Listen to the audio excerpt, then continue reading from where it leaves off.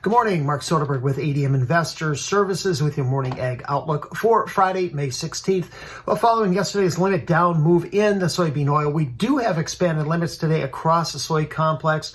Bean oil limits are at 4.5 cents per pound. Soybean futures $1.15 a bushel, while bean meal limits expand to $30 a ton. At yesterday's close, we felt synthetically July oil futures were down another 80 to 90 points. That's about where we opened. As we get closer to the morning pause, we've extended those losses now to about 150 points. Meal is off about $1.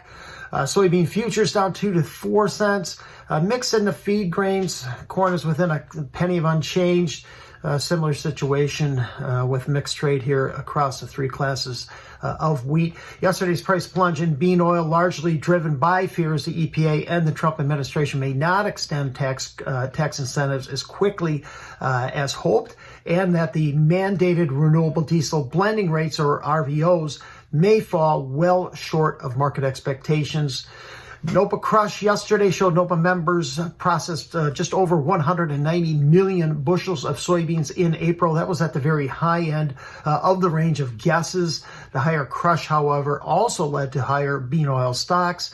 They rose to 1.527 billion pounds, roughly 80 million above market expectations.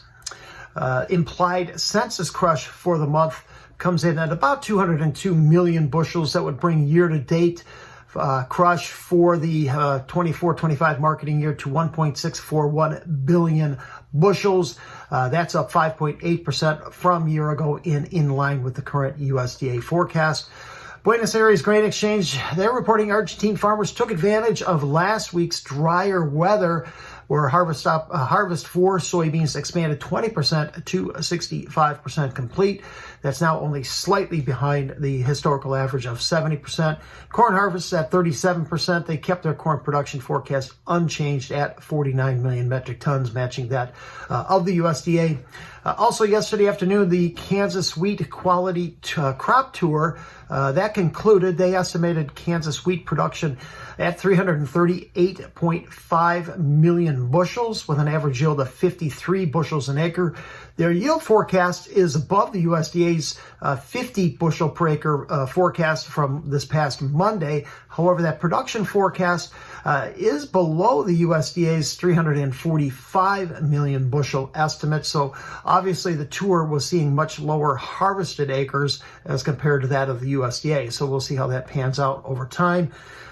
Peace talks to aim to end the war between Russia and Ukraine underway in Turkey. Ukrainian President Zelensky is in attendance. However, Russian President Putin opted out, sending his junior team of diplomatic representatives. U.S. weather mostly favorable. Rains over the last 24 hours favoring the northern plains and the Great Lakes region.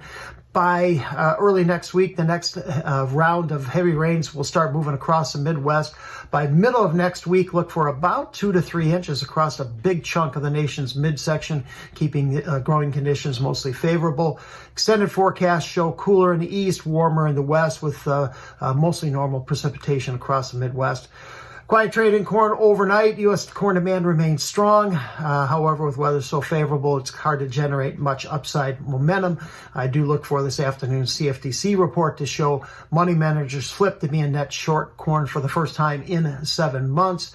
Yesterday's sell-off in bean futures did stop pretty much right at the 100-day moving average for July. Today, that comes in at 10.46 3/4. And despite the plunge in bean oil, we're still holding just above the low for the week, last week, 47.29, that figure there. Meal remains stuck between 290 and 300. And we are seeing buyers step up here in wheat, given the recent price plunge. Saudi Arabia tendering for 655 million metric tons of wheat. Thanks for listening, everyone. Have a great weekend.